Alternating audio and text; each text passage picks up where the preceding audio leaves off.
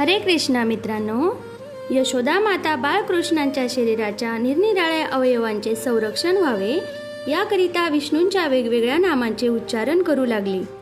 आपण आपल्या मुलाचे डाकिनी, यतुधानी, कुष्मांड, यश, राक्षस, विनायके, कोटरा, ज्येष्ठा, पुतना, मातृका, उन्माद अशा प्रकारच्या भूत पिशाचांपासून आणि मनुष्याला आपल्या अस्तित्वाचा विसर पडणाऱ्या व त्याच्या प्राणाला काही इंद्रियांना त्रस्त करणाऱ्या इतर तत्सम अमंगलकारी शक्तीपासून संरक्षण केलेच पाहिजे याबाबत तिची पूर्ण खात्री झाली.